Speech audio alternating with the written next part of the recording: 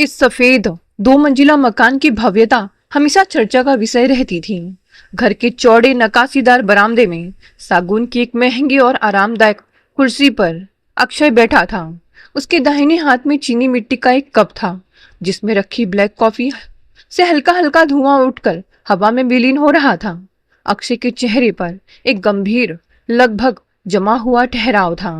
Clean shaved चेहरा, सलीके से संवारे गए बाल, जिसमें कनपट्टी के पास एकाध बाल सफेदी की गवाही दे रहे थे, और आंखों में एक ऐसी गहरापन जो केवल उन लोगों में होती है जिन्होंने अपनी जिंदगी के कई साल केवल नफे नुकसान की गणित को सुलझाने में बिताए हों।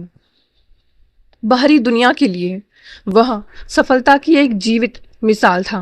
उसके पास वो सब कुछ था जिसकी एक आम इंसान केवल कल्पना कर सकता है। बैंक बैलेंस, समाज में रसूख, गैरेज में खड़ी कार, और सबसे बढ़कर एक बेहद समर्पित पत्नी और साए की तरह आशीर्वाद देती बूढ़ी माँ। लेकिन इस मुकम्मल दिखने वाली आलीशान जिंदगी के ठीक बीचों बीच एक ऐसा सूना कोना था, एक ऐसा खामोश मरुस्थल था जिसे वक्त की कोई भी दौलत या कामयाबी सींच नहीं पा रही थी। आज भी दफ्तर की फाइलें घर ले आए क्या आप? रसोई की तरफ से आती पायल की चीर परिचित छन छन के बीच एक मधुर शांत आवाज गूंजी। अक्षय ने चौंक कर अपनी सोच के सिलसिले को तोड़ा और मुड़कर देखा। हल्के नीले रंग की चंदेरी साड़ी पहने उसकी पत्नी सुजाता हाथ में बिस्किट और मेवों की छोटी प्लेट लिए बरामदे में आ रही थी। सादगी और शालीनता का साक्षात रूप थी सुजाता।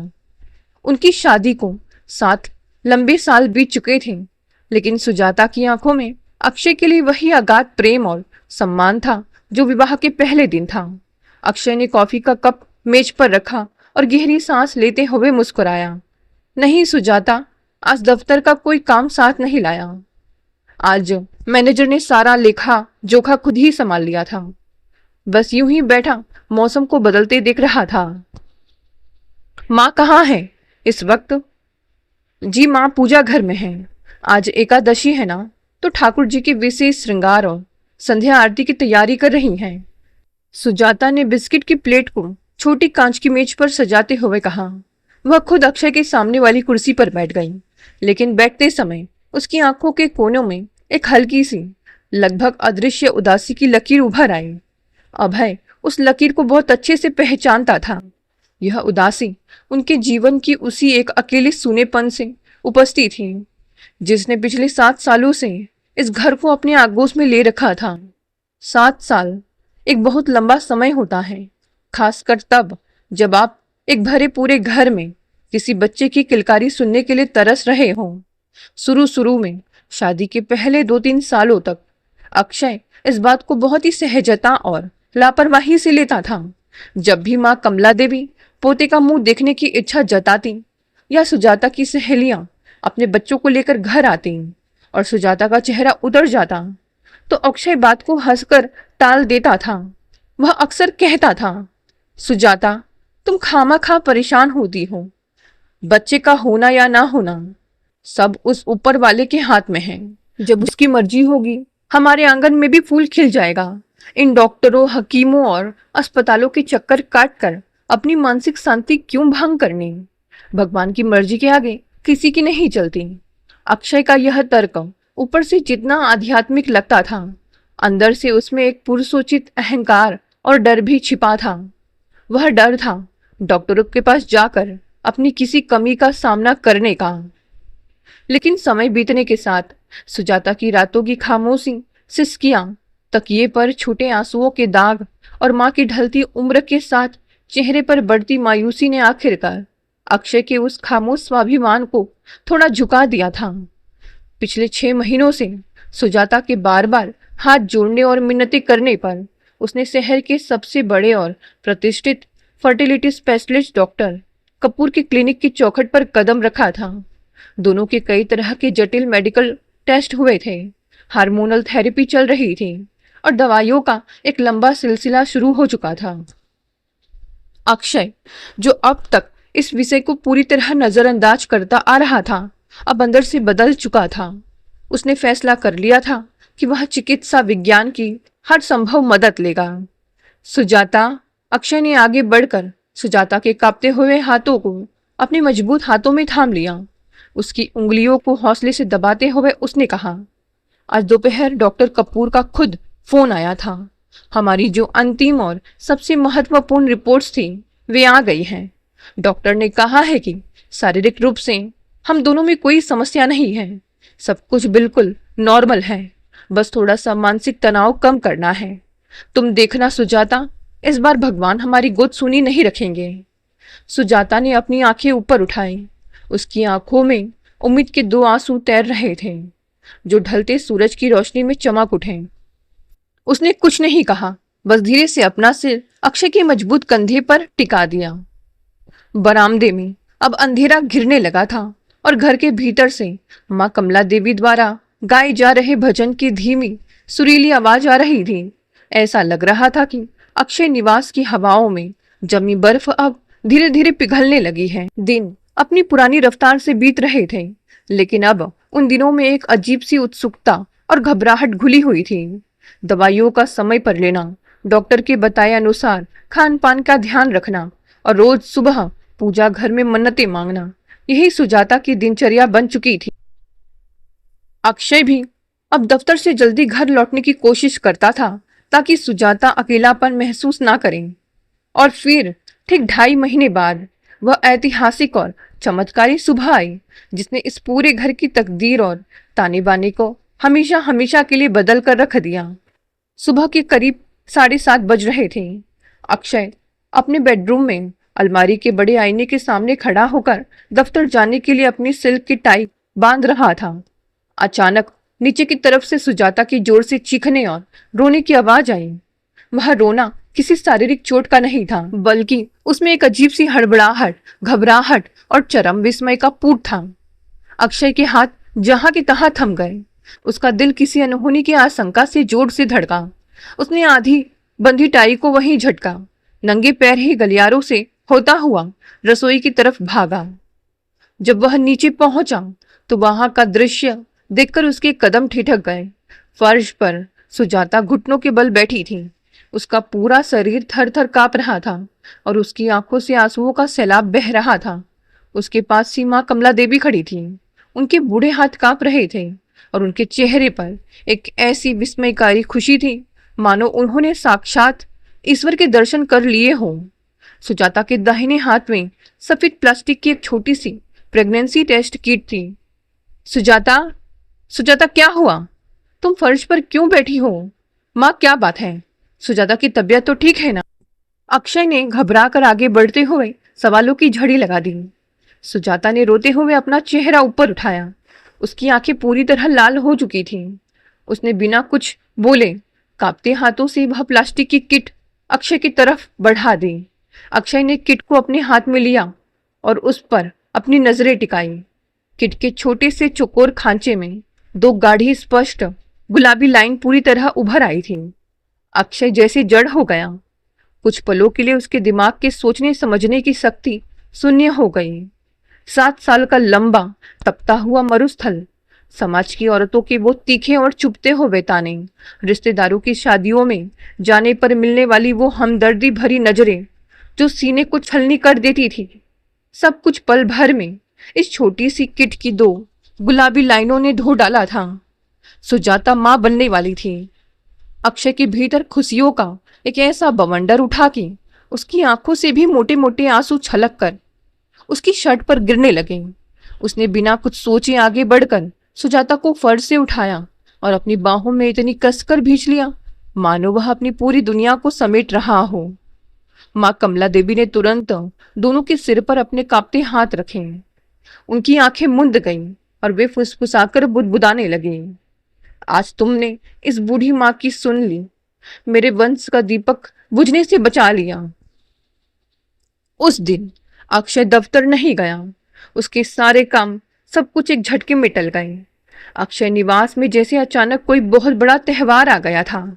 इसके बाद के 9 महीने अक्षय निवास के इतिहास के सबसे सुनहरे और लाड प्यार भरे महीने थे। अक्षय अपनी पत्नी सुजाता की देखभाल में इस कदर डूब गया था कि सब कुछ भूल गया। सुजाता के पैर जमीन पर पड़ने से पहले अक्षय 10 बार सोचता था। उसके सिरहाने, फलों का रस, नाश्ता, समय पर दवाइयां तैयार रहते थे। गर्भावस्था के दिनों में सुजाता के चेहरे पर एक अलौकिक मातृत्व का निखार आ गया था, जो उसकी खूबसूरती को और बढ़ा रहा था। और आखिरकार वह शुभ घड़ी भी आ गई, जिसका इस घर को 7 सालों से इंतजार था।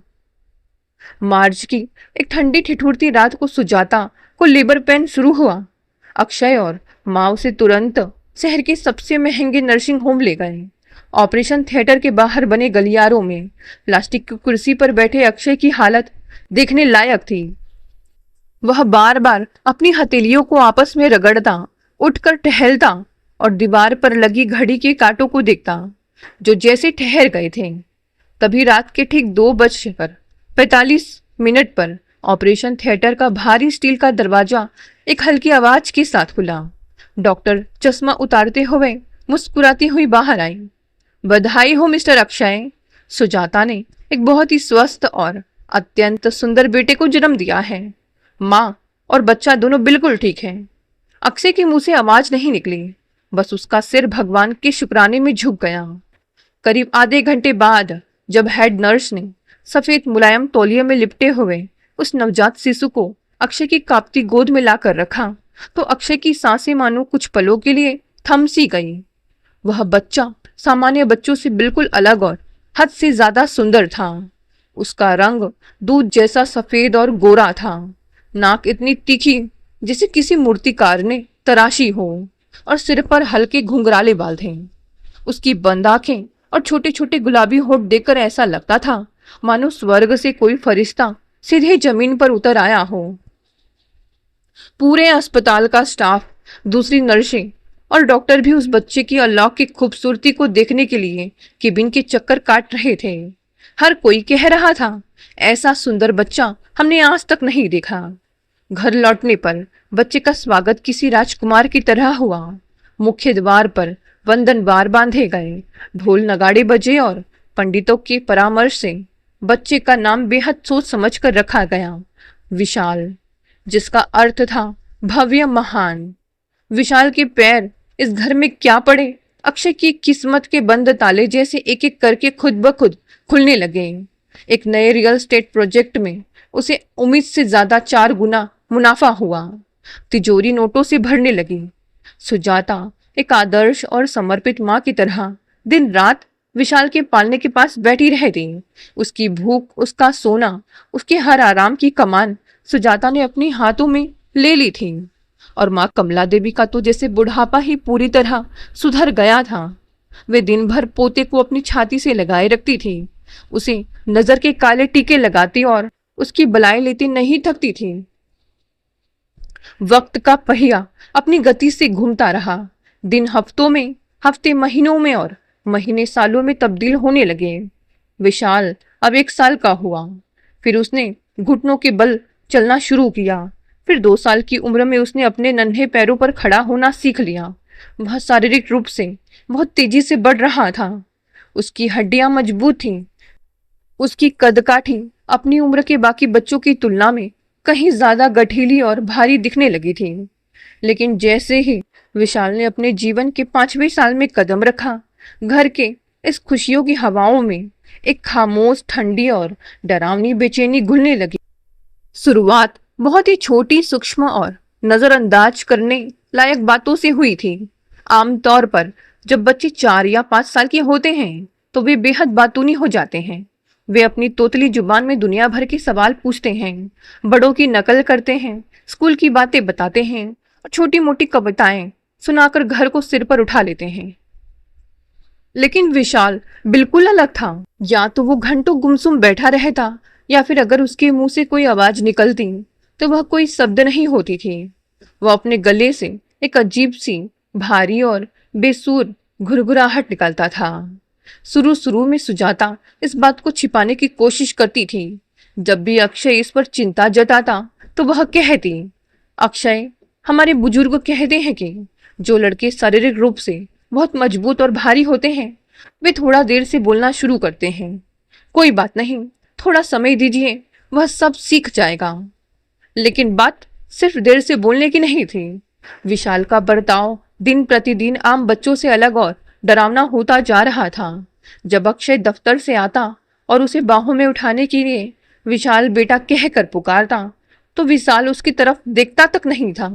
उसकी आंखें अक्षय के चेहरे पर टिकने के बजाय सीधे सामने की दीवार को शून्यता से घूरती रहती थी, मानो उसने कुछ सुना ही ना हो। खिलौनों के साथ खेलने का उसका तरीका भी अजीब था। अक्षय उसके लिए बाजार से महंगी महंगी रिमोट वाली कारें, उड़ने वाले हेलीकॉप्टर और रंग बिरंगे ब्लॉक लेकर आता था, लेकिन विशाल उन खिलौनों को संभालने या उनसे खेलने के बजाय उन्हें पूरी ताकत से फर्श पर पटक देता। जब वे खिलौने टूटकर बिखर जाते तो वह अपनी दोनों हथेलियों को जोर जोर से बजाकर अपनी आंखें बड़ी बड़ी करके एक अजीब डरावनी हंसी हंसने लगता था। शाम को जब कॉलोनी के बाकी बच्चे सोसाइटी के पार्क में एक साथ दौड़ते, साइकिल चलाते या फुटबॉल खेलते, तो विशाल उनके साथ शामिल नहीं होता था। वह पार्क के एक सूने कोने में अकेला बैठ जाता और अपनी उंगलियों से जमीन की मिट्टी को खोदता रहता। अगर कोई बच्चा गलती से उसके पास चला जाता या उसका खिलौना छू लेता, तो विशाल बिना किसी उकसावे के एक हिंसक जानवर की तरह उस बच्चे पर झपट पड़ता। वह उन्हें अपनी मजबूत दांतों से काट लेता, उनके बाल नोच डालता, उन्हें इतनी जोर से धक्का देता कि वे दूर जाकर गिरते थे। सोसाइटी के पेरेंट्स ने अब विशाल की शिकायतें अक्षय और सुजाता से करनी शुरू कर दी थी। लोग पीठ पीछे कहने लगे थे कि इस सुंदर बच्चे के भीतर कोई बुरी आत्मा है या इसका दिमाग ठीक नहीं है। सुजाता, अब हम इस बात को और नहीं छिपा सकते। एक उमस भरी रात को बेडरूम की खिड़की के पास खड़े होकर अक्षय ने बेहद गंभीर और दबी हुई आवाज में कहा। कमरे के बीचों बीच रखे बेड पर विशाल सो रहा था, लेकिन सोते हुए भी उसका चेहरा शांत नहीं था। उसकी दोनों मुट्ठियां कसकर भींची हुई थी और उसके माथे पर शिकन थे। सुजाता बेड के कोने पर बैठी विशाल के बालों को सहला रही थी। उसकी आंखें सूजी हुई थी। आप क्या कहना चाहते हैं अक्षय? मेरा बच्चा कोई जानबूझकर ऐसा नहीं करता, वह थोड़ा जिद्दी है बस। यह सिर्फ जिद नहीं है सुजाता, तुम अंदर से जानती हो कि यह जिद नहीं है। अक्षय की आवाज में बेबसी थी। कल उसने रसोई में माँ को जिस तरह धक्का दिया, अगर मैं समय पर नहीं पहुंचता तो माँ चूल्हे पर गिर जाती। उसकी आंखों में उस वक्त जो गुस्सा था वह किसी बच्चे का नहीं था। हमें किसी अच्छे डॉक्टर को दिखाना ही होगा। सुजाता ने इस बार कोई प्रतिवाद नहीं किया। वह बस विशाल के ऊपर झुक गई और उसके आंसू उसकी गालों पर गिर पड़े। वह भी अंदर ही अंदर इस भयानक सच से डर रही थी, जिसका सामना करने से वे दोनों अब तक भाग रहे थे। अगले ही दिन सुबह अक्षय विशाल को लेकर शहर के सबसे प्रख्यात और सीनियर चाइल्ड न्यूरोलॉजिस्ट डॉक्टर अमर सेन के क्लिनिक पहुंचा। डॉक्टर सेन का क्लिनिक शहर के एक शांत इलाके में था। वहां का वातावरण बहुत गंभीर था। डॉक्टर सेन ने विशाल को अपने केबिन में बुलाया। उन्होंने उसके साथ कुछ ब्लॉक जोड़ने का प्रयास किया, उसकी आंखों के रिफ्लेक्स देखे और कुछ विशेष न्यूरोलॉजिकल और एमआरआई टेस्ट लिखे। उन्होंने अक्षय से कहा कि वे 3 दिनों तक विशाल के व्यवहार की पूरी केस स्टडी करेंगे।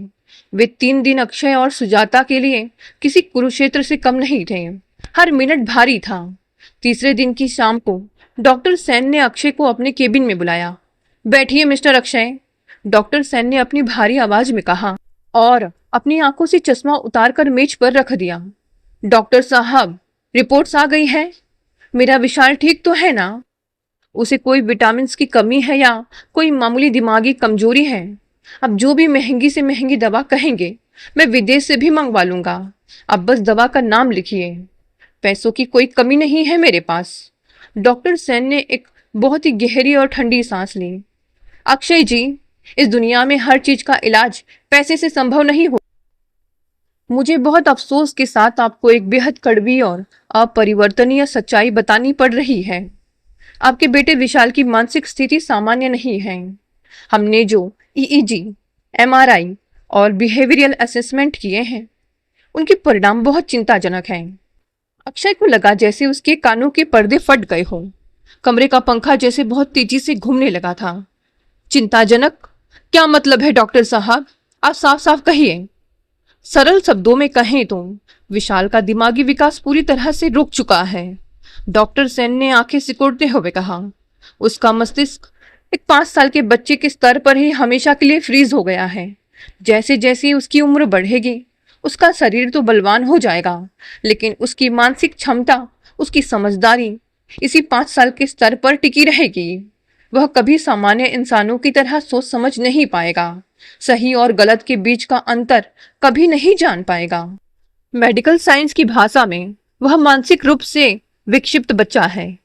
और सबसे कड़वा सच यह है कि इसका कोई इलाज, कोई सर्जरी, कोई दवा इस दुनिया की किसी भी किताब में नहीं है।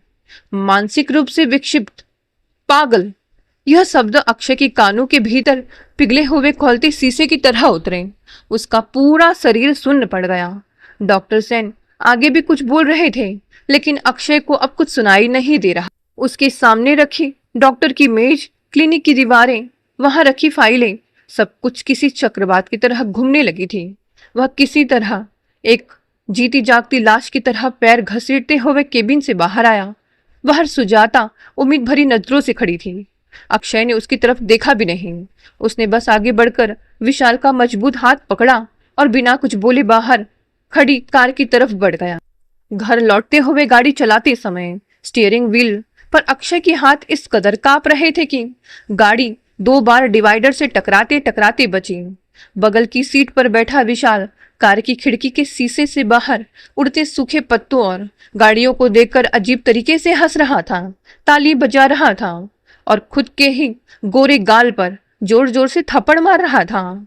उसका वह गोरा खूबसूरत चेहरा इस वक्त अक्षय को किसी भयानक अभिशाप की तरह लग रहा था। घर पहुंचकर जब सुजाता और माँ कमला देवी को डॉक्टर सेन की कही बातें पता चली तो अक्षय निवास में जैसे दुखों का पहाड़ टूट पड़ा। सुजाता बदहवास होकर फर्श पर गिर पड़ी और छाती पीट पीट कर रोने लगी। उसका वह रोना पूरे मोहल्ले में गूंज गया। माँ कमला देवी जैसे पत्थर की मूरत बन गई। उनकी आंखों के आंसू सूख चुके थे। वे एक कोने में बैठकर बस शून्यता को निहार रही थी। लेकिन अक्षय ने इतनी जल्दी घुटने टेकना स्वीकार नहीं किया। उसके भीतर का पिता, उसका असीमित पैसा अभी हार मानने को तैयार नहीं थे। उसने विशाल को ठीक करने के लिए अपनी पूरी ताकत दांव पर लगा दिया। वह विशाल और सुजाता को लेकर दिल्ली के ऑल इंडिया मेडिकल इंस्टीट्यूट गया। वहां के सबसे बड़े न्यूरो सर्जन के सामने हाथ जोड़े। वह मुंबई के कोकिलाबेन अस्पताल गया, चेन्नई और बेंगलुरु के बड़े बड़े सेंटर्स के चक्कर काटे।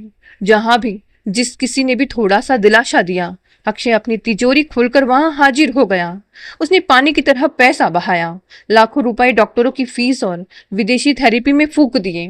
लेकिन हर शहर, हर अस्पताल और हर बड़े डॉक्टर से उससे घूम फिर कर केवल एक ही अंतिम जवाब मिला, मिस्टर अक्षय, आप चमत्कार की उम्मीद छोड़ दीजिए।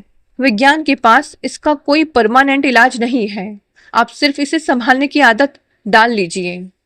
2 साल की इस लंबी, थका देने वाली और नाकाम कोशिशों के बाद अक्षय अंदर से पूरी तरह खोखला और टूट चुका था। वह खुद को दुनिया का सबसे असहाय, बदनसीब और लुटा हुआ इंसान महसूस कर रहा था। एक ऐसी ही काली, उमस भरी रात को जब पूरा घर गहरी और सन्नाटे की नींद में डूबा था, अंधेरे में बैठे अक्षय के मन के सबसे गहरे, सबसे काले और सबसे सुरक्षित तहखाने से एक भयानक याद ने अचानक अपना सिर उठाया। वह याद जो आज से पूरे 15 साल पुरानी थी, जिसे उसने अपनी चेतना से पूरी तरह मिटा देने का भरम पाल रखा था। वह याद जो बहुत ज्यादा पुरानी नहीं थी, लेकिन इतनी खौफनाक, इतनी रक्त रंजित और इतनी शर्मनाक थी कि आज भी उसे याद करते ही अक्षय की रीढ़ की हड्डी में बर्फ जैसी सिहरन दौड़ जाती थी। अक्षय की बंद आंखों के सामने अतीत का वो पूरा मंजर, वो पुराना पैतृक मकान, उस घर की दीवारें, वो सारे दफन हो चुके काले राज एक एक करके सजीव होने लगे। 15 साल पहले जब उसके पिता जीवित थे, उनका परिवार आज की तरह इस पौष इलाके में नहीं रहता था, बल्कि शहर के एक पुराने मध्यम वर्गीय इलाके में बने एक बड़े से मकान में रहता था। घर भरा पूरा था, खुशियां थीं, लेकिन उस घर के सबसे कोने वाले कमरे में एक ऐसा नासूर पलता था जिसका अंत आज 15 साल बाद अक्षय के वर्तमान को जिंदा चबाने के लिए लौट आया था।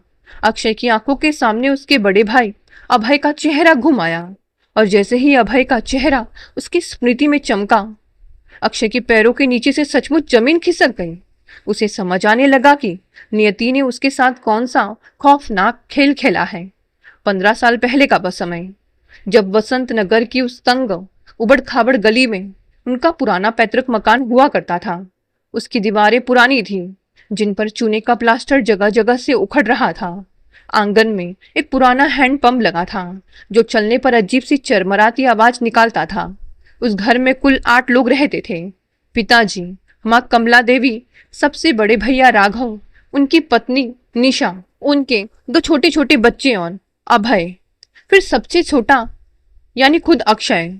परिवार मध्यम वर्गीय था। जरूरतें सीमित थीं, लेकिन खुशियां भरपूर हो सकती थीं अगर उस घर के सबसे पिछले हिस्से में बने उस खामोश और अंधेरे कमरे से एक खौफनाक साया अपने परिवार को अपनी शिकंजे में ना जकड़े रहता। वह साया कोई और नहीं, अक्षय का मंझला भाई अभय। अभय, जो उम्र में अक्षय से 4 साल बड़ा था, लेकिन मानसिक रूप से वह एक ऐसी अबूझ पहेली था जिसे समझने में विज्ञान और दुआएं दोनों हार चुकी थी। शारीरिक बनावट के मामले में प्रकृति ने अभय को गजब का बल दिया था। उसका कद 6 फीट से ज्यादा था, छाती चौड़ी और भुजाएं इतनी गठीली कि वह भारी से भारी लोहे की अलमारी को भी अकेले खिसका देता था। लेकिन उस भीमकाय और शक्तिशाली शरीर के ऊपर जो मस्तिष्क था, वह पूरी तरह से विकृत, असंतुलित और अनियंत्रित था। वह आम इंसानों की तरह शब्दों का उच्चारण नहीं कर पाता था, बल्कि उसके कंठ से हमेशा एक डरावनी हिंसक घरघराहट निकलती रहती थी, जो पूरे घर में किसी हिंसक पशु की मौजूदगी का एहसास कराती थी। पूरे घर का वातावरण 24 घंटे केवल अभय की सनक और उसके दौरों के इर्द गिर्द घूमता था। अभय का गुस्सा, उसकी भूख अस्वाभाविक और असीमित थी। रसोई में माँ कमला देवी सुबह से लेकर दोपहर और दोपहर से लेकर रात तक सिर्फ अभय के लिए रोटियां बेलती रहती। उसे हर 2 घंटे में राक्षस जैसी भूख लगती थी और उस भूख के आते ही वह किसी छोटे अबोध बच्चे की तरह उपद्रव करना शुरू कर देता था। अगर उसे खाना परोसने में 1 मिनट की भी देरी हो जाती तो वह पागलों की तरह चीखने चिल्लाने लगता। पीतल और स्टील की भारी थालियां दीवार पर दे मारता, रसोई के डिब्बे उठाकर आंगन में फेंक देता और पानी के घड़े को लात मारकर तोड़ डालता। कमला, अभी तक उस नालायक को खाना क्यों नहीं दिया? देख नहीं रही हो कैसे सिर पर आसमान उठा रखा है उसने? बैठक से पिताजी की कड़क और गुस्से से भरी आवाज गूंजती थी। माँ कमला देवी अपनी साड़ी के पल्लू से आंखें पोंछती हुई गर्मा गर्म रोटियां थाली में सजाकर पिछले कमरे की तरफ दौड़ती थी। माँ होकर भी वे रोज अपने ही बेटी की रोटियां गिनती थी। 16, 18, कभी कभी 20। अभय थाली में ही हाथ धोता और वहीं फर्श पर औंधे मुंह गिरकर सो जाता। लेकिन बात सिर्फ भूख, गुस्से या बर्तनों के तोड़ने तक सीमित नहीं थी। जैसे जैसे अभय की उम्र बढ़ती गई, उसकी मानसिक अस्वस्थता ने एक बेहद शर्मनाक, घिनौना और भयानक रूप अख्तियार करना शुरू कर दिया। उसे सामाजिक मर्यादा, रिश्तों की पवित्रता या सही गलत का कोई बोध नहीं था। उसकी शारीरिक परिपक्वता के साथ साथ उसके भीतर की पाश्विक प्रवृत्तियां भी जाग चुकी थी, जिन पर उसका कोई दिमागी नियंत्रण नहीं था। वह घर की महिलाओं, काम वाली बाई और यहाँ तक कि मोहल्ले की लड़कियों को और औरतों के प्रति एक तीव्र भद्दा आकर्षण महसूस करने लगा था। वह घंटों छत की मुंडेर पर बैठकर पड़ोस के घरों में ताक-झाक करता रहता। जब भी कोई महिला उस रास्ते से गुजरती, वह उन्हें अपनी सूनी, भूखी नजरों से घूरता और अशोभनीय हरकतें करने लगता। कभी वह काम वाली बाई का रास्ता रोककर खड़ा हो जाता, तो कभी उसके दुपट्टे को छूने का प्रयास करता। उसकी इस शर्मनाक आदतों की वजह से ही माँ कमला देवी ने उसे घर से बाहर निकालना बिल्कुल बंद कर दिया था। अक्षय को अच्छी तरह याद था, जब वह कॉलेज जाता था तो मोहल्ले के लड़के और दोस्त उसका मजाक उड़ाते थे। पीछे से आवाजें आती थी, देखो पागल अभय का भाई जा रहा है, संभल कर रहना भाई, पता नहीं कब किसका दुपट्टा खींच ले। उन तानों को सुनकर अक्षय का खून खौल उठता। उसका सिर शर्म से झुक जाता था और वह चुपचाप अपने आंसुओं को पीकर रह जाता था। अभय अगर पूरे घर में किसी एक शख्स से थरथरा कर कांपता था तो वह थे उसके पिताजी। पिताजी एक बेहद स्वाभिमानी, कड़क और अनुशासन प्रिय सरकारी कर्मचारी थे। समाज में उनकी एक साख थी, एक इज्जत थी। उनके लिए अपने ही बेटी की ये घिनौनी हरकतें और समाज में होने वाली थू थू किसी तेजाब की तरह जो उनके आत्मसम्मान को रोज जलाती थी। जब भी अभय अपनी मर्यादा भूलता या कोई अशोभनीय हरकत करता, पिताजी का पारा सातवें आसमान पर पहुंच जाता था। वे अपने कमरे से चमड़े की मोटी बेल्ट या पास रखी बैट उठाते और अभय के कमरे में घुस जाते। उसके बाद जो मंजर होता वह रूह कपा देने वाला होता था। पिताजी पागलों की तरह अभय पर वार करते थे। नीच, दरिंदे, हमारे खानदान के नाम पर लगा हुआ कलंक है तू, मर क्यों नहीं जाता। पिताजी की दहाड़ के साथ बेल्ट की सनसनाहट और अभय की चीखें पूरे मकान में गूंजती थी। अभय उस विशाल शरीर के बावजूद कमरे के कोने में दुबक जाता, अपने हाथ पैर समेट लेता, लेकिन उसकी विक्षिप्त आंखों में उस वक्त कोई भी सुधार या पछतावा नहीं होता था। वहां सिर्फ एक घायल जानवर की हिंसक प्रतिशोध की भावना चमकती थी। माँ कमला देवी रोती बिलखती पिताजी के पैर पकड़ती थी कि बस करो जी, मार डालोगे क्या मेरे बच्चे को, बीमार है वह, जानबूझकर नहीं करता। लेकिन पिताजी माँ को झटक देते थे। यह बीमार नहीं है कमला, यह इंसानों की दुनिया का एक असभ्य हिंसक जानवर है जो सिर्फ लाठी की भाषा समझता है। अगर आज इसे नहीं रोका तो यह कल को किसी की इज्जत लूट लेगा। दौरे की स्थिति में जब अभय पूरी तरह बेकाबू हो जाता, अपने कपड़े फाड़ डालता और पकड़ने वाले पर हिंसक आक्रमण कर देता, तो बड़े भैया राघव और पिताजी मिलकर उसे दबोचते थे। अक्षय डर के मारे दूर खड़ा रहता था। पिताजी अभय की नसों में डॉक्टर द्वारा दिया गया नींद का एक हैवी इंजेक्शन उतार देते थे और उसे कमरे में बंद करके बाहर से भारी ताला लटका देते थे। कई कई घंटों तक अभय उस अंधेरे कमरे में बेसुध पड़ा रहता था। दिन इसी तनाव और घुटन के साये में बीत रहे थे। घर का माहौल इतना खराब हो चुका था कि बड़े भैया राघव और भाभी निशा का जीना मुहाल हो गया था। उनके दो छोटे बच्चे अब बड़े हो रहे थे। वे चीजें समझने लगे थे। अभय का यह हिंसक और अशोभनीय रूप बच्चों के मानस पटल पर बुरा असर डाल रहा था। एक शाम जब घर के आंगन में चाय का दौर चल रहा था और पिताजी अखबार की सुर्खियों में अपनी चिंताएं तलाश रहे थे, बड़े भैया राघव और भाभी निशा बहुत ही गंभीर चेहरा लेकर वहां आए। उनके चेहरे के हाव भाव बता रहे थे कि वे कोई बड़ा फैसला कर चुके हैं। पिताजी, हमें आपसे बहुत जरूरी बात करनी है। भैया राघव ने चाय का कप मेज पर रखते हुए अपनी आवाज को धीमा और गंभीर किया।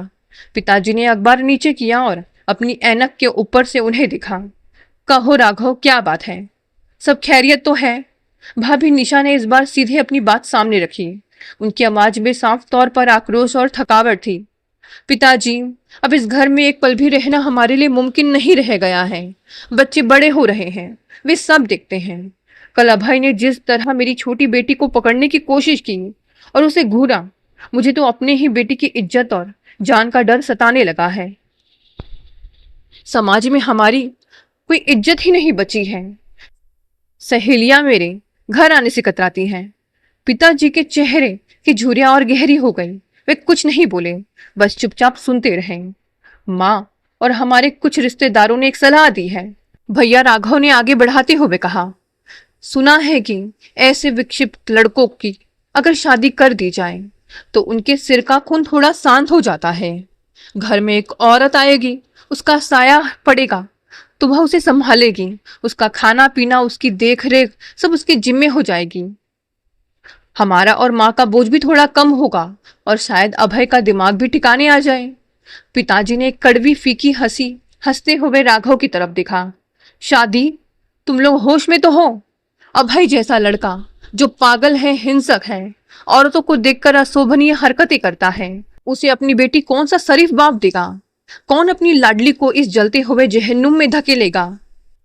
पिताजी, अमीर या भले घरों से तो कोई रिश्ता नहीं आने वाला, यह बात हम भी जानते हैं। भाभी निशा ने अपनी बात कही। लेकिन इस दुनिया में गरीबों की कमी नहीं है। कोई ऐसा घर ढूंढते हैं जहां माँ बाप के पास अपनी बेटियों को खिलाने के लिए 2 वक्त का अनाज ना हो, चंद रुपयों के लालच में या अपनी बेटी का पेट भरने की ही खातिर कोई ना कोई गरीब अपनी लड़की हमारे मत्थे मढ़ ही देगा। माँ कमला देवी ने भी अपनी साड़ी से आंसू पोंछते हुए इस बात का समर्थन किया। हाँ जी, बहू ठीक कह रही है। शादी के बाद शायद मेरा अभय सुधर जाए। पत्नी का प्यार बड़े बड़ों का पागलपन ठीक कर देता है। पिताजी ने एक लंबी सांस ली। उनका जमीर इस बात की इजाजत नहीं दे रहा था कि वे किसी निर्दोष लड़की की जिंदगी इस पागल के साथ बांधे, लेकिन घर की रोज रोज की कलह, बदनामी और बड़े बेटे का यह दबाव, वे टूट चुके थे। उन्होंने भारी मन से अपना सिर हिला दिया। ठीक है, अगर तुम लोगों को लगता है कि यही एक रास्ता बचा है तो ढूंढो कोई ऐसी लड़की, लेकिन याद रखना आगे जो भी परिणाम होगा उसके जिम्मेदार तुम सब होगे।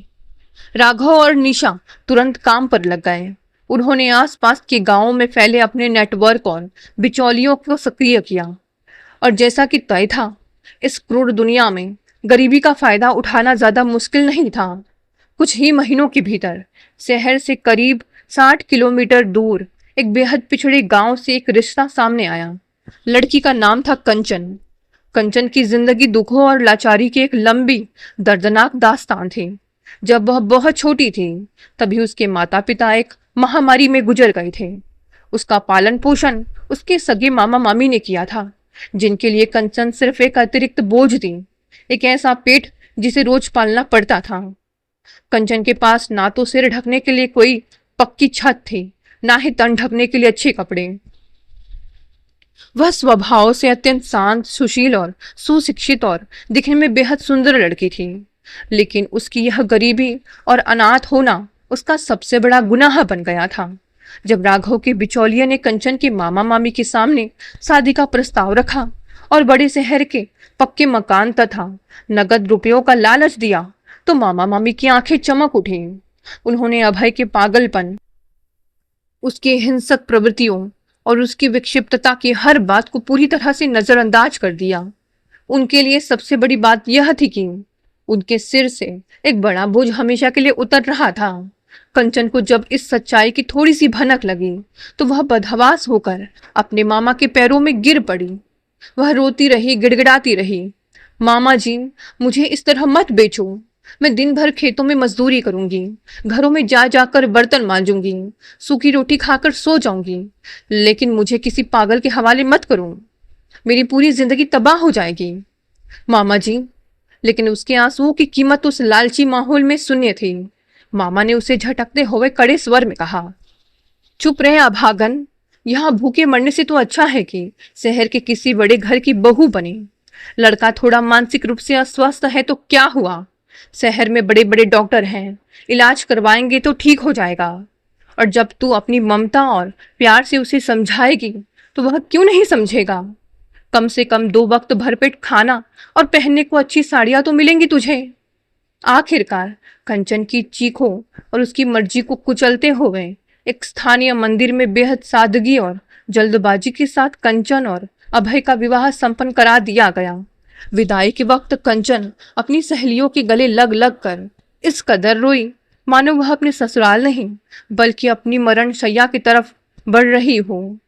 जब कंचन ने पहली बार त्रिवेणी निवास की दहलीज पर कदम रखा तो घर के बाकी लोगों ने, विशेषकर राघव और निशा ने राहत की एक बहुत लंबी सांस ली। अब अभय की भूख को, उसकी गंदगी, उसके गुस्से और उसकी तमाम घिनौनी हरकतों को झेलने के लिए एक बलि का बकरा घर में आ चुका था। कंचन बहुत ही समझदार और संस्कारी लड़की थी। उसने अपनी फूटी किस्मत को ही अपना भाग्य मान लिया और पूरे मन से अभय की सेवा में लग गई। वह सुबह उठकर सबसे पहले अभय के कमरे की सफाई करती, उसके मैले कपड़े धोती, उसे समय पर भोजन कराती। जब अभय दौरे की स्थिति में चिल्लाता या चीजें फेंकता तो कंचन डर से थर थर कांपते हुए भी उसके सामने खड़ी रहती। शांत स्वर में पानी का ग्लास आगे बढ़ाते हुए उसे सहलाने की कोशिश करती, लेकिन अभय का पागलपन किसी मानवीय भावना, प्यार या समझदारी की सीमा से बहुत परे था। हर परिस्थिति में पागल कहलाए जाने वाला अभय खाना पीना, सोना, आराम और सबसे बढ़कर पत्नी सुख के बारे में पूरी तरह अवगत था।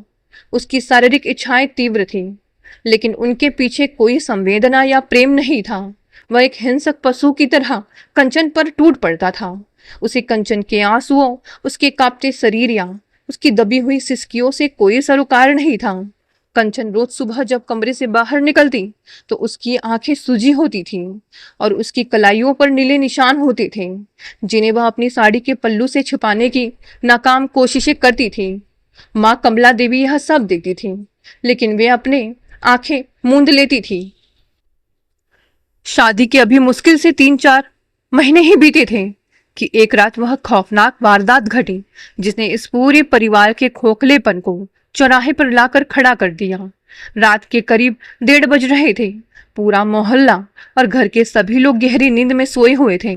अचानक मकान की ऊपरी मंजिल पर बने अभय के कमरे से ऐसी दिल दहला देने वाली चीखें गूंजने लगी कि पूरा घर एक झटके में जाग गया। वह कंचन की आवाज थी, जो अपनी पूरी ताकत से मदद के लिए गुहार लगा रही थी। बचाइए, कोई मुझे बचाइए, पिताजी, माँ, मुझे छोड़ दो, मत मारो मुझे, मैं मर जाऊंगी। अक्षय की आंखें खुली, उसका दिल सीने में हथौड़े की तरह बजने लगा। वह तुरंत अपने कमरे से बाहर भागा। आंगन में पिताजी, माँ कमला देवी, भैया भाभी पहले से ही इकट्ठा हो चुके थे। ऊपरी मंजिल के कमरे से बर्तन टूटने, खिड़की के शीशे चटकने और अभय की किसी आदमखोर जानवर जैसी भयानक घरघराहट साफ सुनाई दे रही थी। हे भगवान, यह क्या अनर्थ हो रहा है ऊपर? राघव, जाओ ना, देखो मेरी बहू को मार डालेगा वह। माँ कमला देवी ने डर के मारे अपने दोनों हाथ से अपना मुंह दबा लिया, लेकिन किसी की भी हिम्मत नहीं हो रही थी कि वह सीढ़ियां चढ़कर ऊपर जाए और अभय के कमरे का दरवाजा खटखटाए। सब जानते थे कि उस वक्त अंदर कदम रखना अपनी मौत को दांव पर लगाने जैसा था। हटो सब रास्ते से। माँ की आवाज में गुस्सा और लाचारी दोनों चरम पर थे। वे अपने कमरे से अभय के कमरे की एक अतिरिक्त चाबी लेकर आईं। उनके हाथ कांप रहे थे, लेकिन उनका चेहरा सख्त था। माँ आगे बढ़ी। उनके पीछे निशा भी कांपते कदमों से सीढ़ियां चढ़ी। माँ ने ताले में चाबी लगाई, उसे घुमाया और जैसे ही दरवाजा खोला, अंदर का नजारा देखकर सबकी रूह कांप गई। आंखों के सामने अंधेरा छा गया। कमरे की बत्ती जल रही थी, बिस्तर के गद्दे फट चुके थे, रुई चारों तरफ बिखरी हुई थी। कंचन फर्श पर एक कोने में पड़ी थी। उसके बदन के कपड़े कई जगहों से तार तार हो चुके थे। उसके गले, बाहों पर अभय के नाखूनों के गहरे रक्त रंजित निशान साफ दिख रहे थे, जहां से ताजा खून रिस रहा था। अभय अपनी आंखें लाल किए हुए दोबारा उस पर झपट रहा था, मानो उसे जिंदा नोच डालना चाहता हो। लेकिन इस बार कंचन सिर्फ एक बेबस शिकार नहीं थी। अपनी असमत और जान बचाने के लिए उसके भीतर की औरत जाग चुकी थी। फर्श पर पास ही पीतल का एक भारी नक्काशीदार फूलदान गिरा हुआ था। जैसे ही अभय दोबारा उसे दबोचने के लिए आगे बढ़ा, कंचन ने अपनी पूरी ताकत समेटकर वह भारी फूलदान उठाया और अभय के सिर पर दे मारा।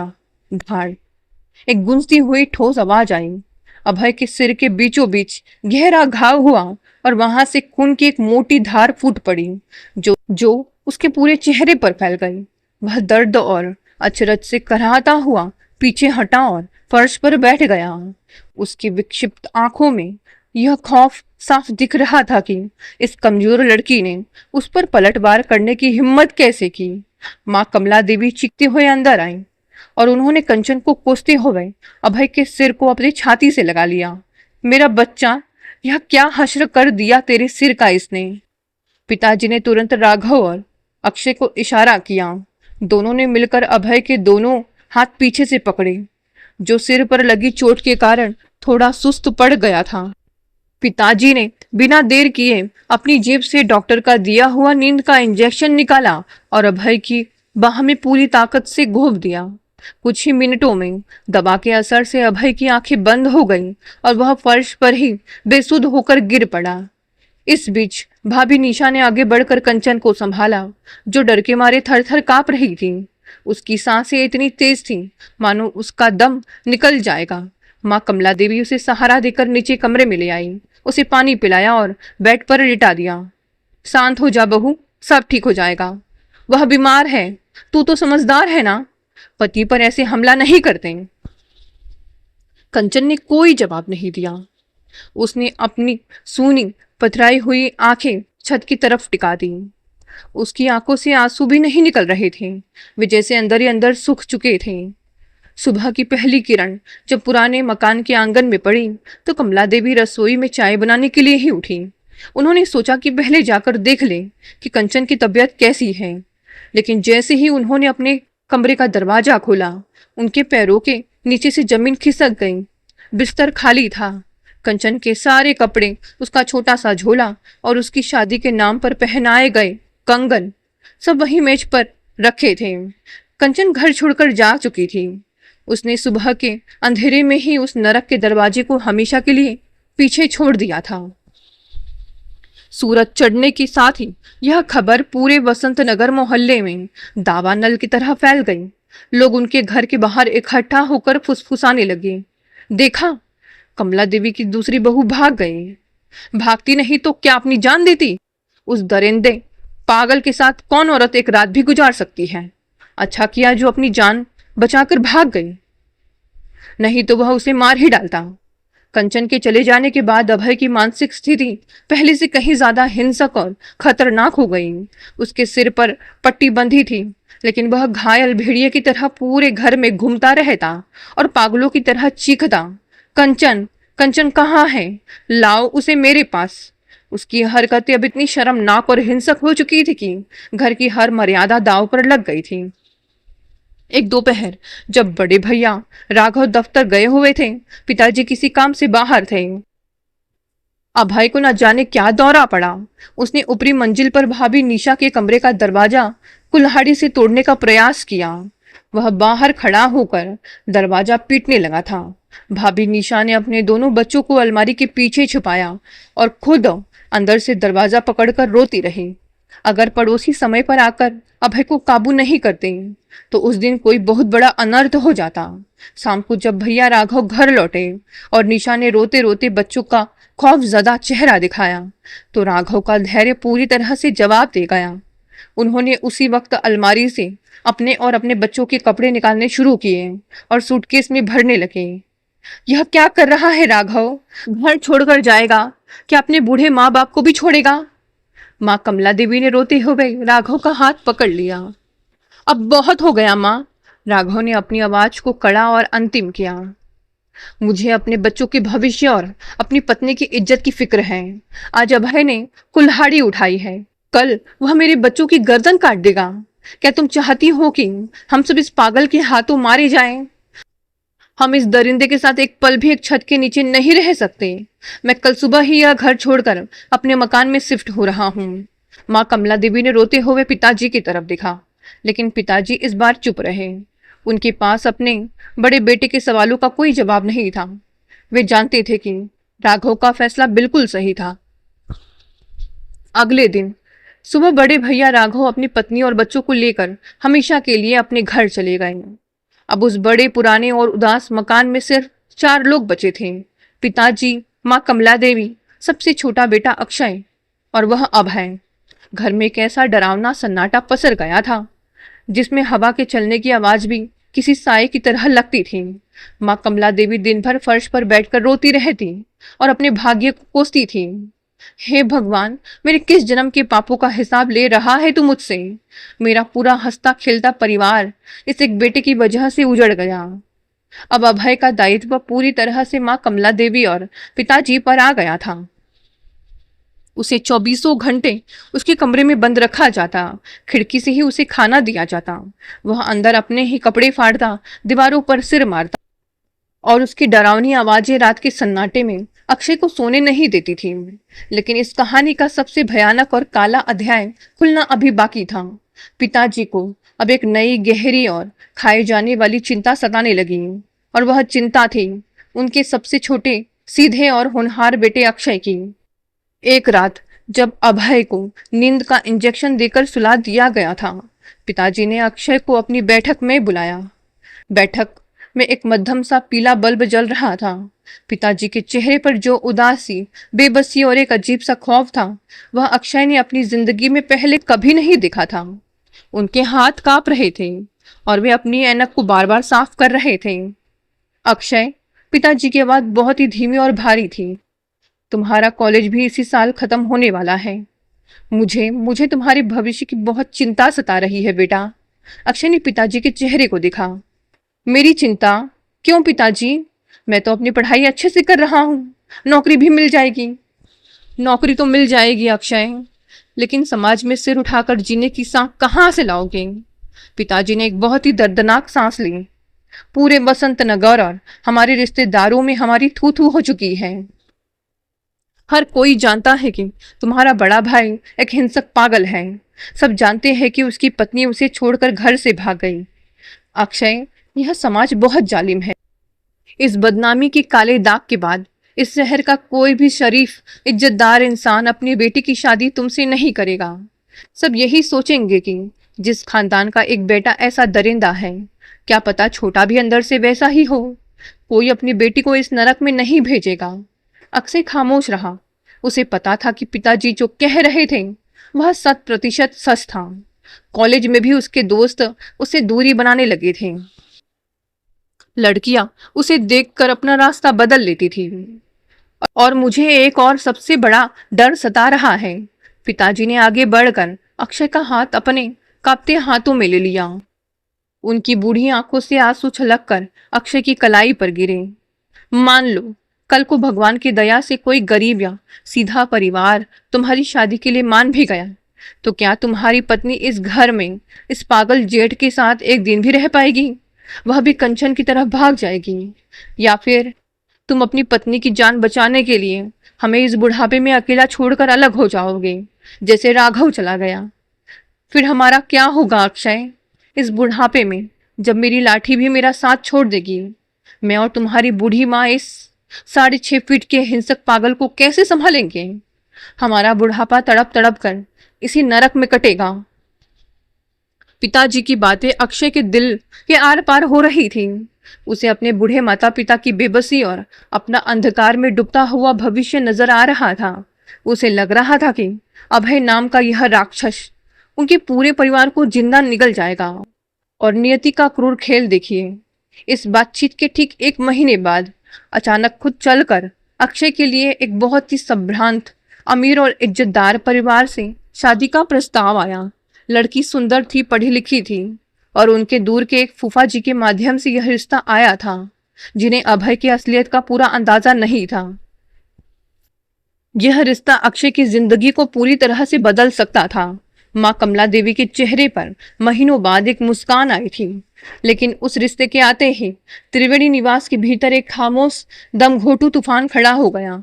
घर के हर कोने में, हर दीवार के पीछे एक ही प्रश्न गूंज रहा था, अभय का क्या होगा?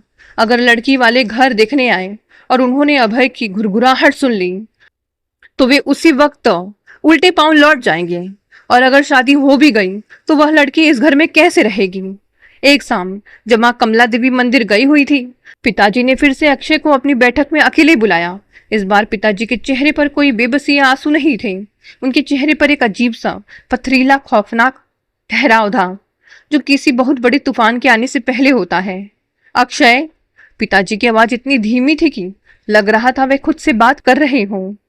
यह जो रिश्ता आया है, यह तुम्हारी जिंदगी को इस दलदल से निकाल सकता है। मैं एक पागल के चक्कर में अपनी सबसे होनहार और सीधे बेटी की जिंदगी को बर्बाद होते नहीं देख सकता। मैंने एक फैसला किया है। हम अभय को हमेशा के लिए शहर से दूर किसी सरकारी पागलखाने में भर्ती करवा देते हैं। वही रहेगा वह। अक्षय ने पिताजी की आंखों में देखा और उसके होठों पर एक ठंडी व्यवहारिक मुस्कान आ गई। पागलखाने? पिताजी, आप सरकारी पागलखाने के नियम कायदे नहीं जानते। वहां 2-4 महीने रखेंगे, फिर कहेंगे कि यह हिंसक है, इसे ले जाओ।